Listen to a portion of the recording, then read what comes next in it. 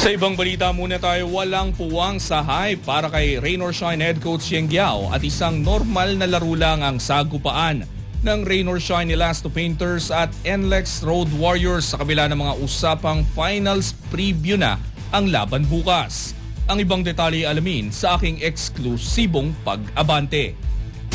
Sports Now. Sports Now. Exclusive.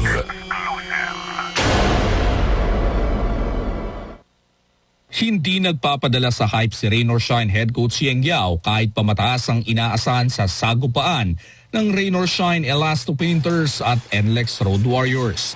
Sa kabila ng usap-usapang posibleng finals preview ang laban, agad itong pinutol ni Giao at iginiit na masyado pang maaga para sa ganitong mga projection.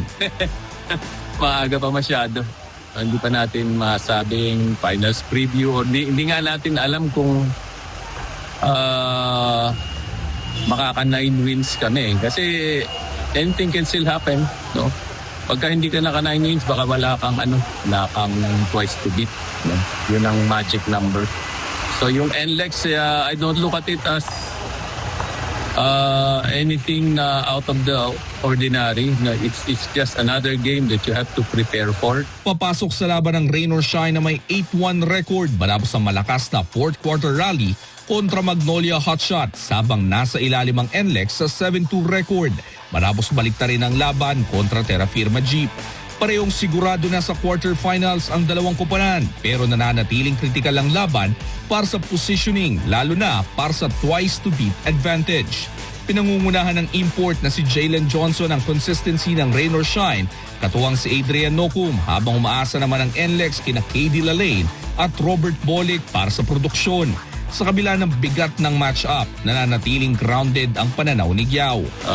Para mag-assume ka, dumating yung oras, bigla kang natalo 2 beses, bumagsak moral mo, hindi mo na alam kung ano mangyayari. So, it's better to be unassuming. It's better to focus on the things that got you here. Ganito rin ang pananaw ng kampo ng NLEX ayon kay head coach Chong Oy Chico.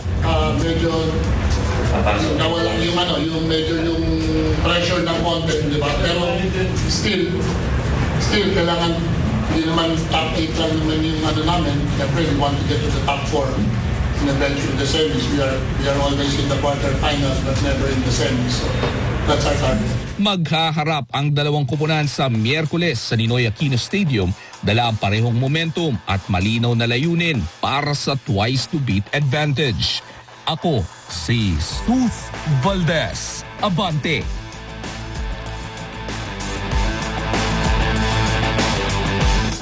Manatiling nakatutok sa Abante, sundan kami sa aming mga social media accounts at huwag kalimutang mag-subscribe sa aming YouTube channel, DWAR Abante Radio, para sa mga eksklusibong balita.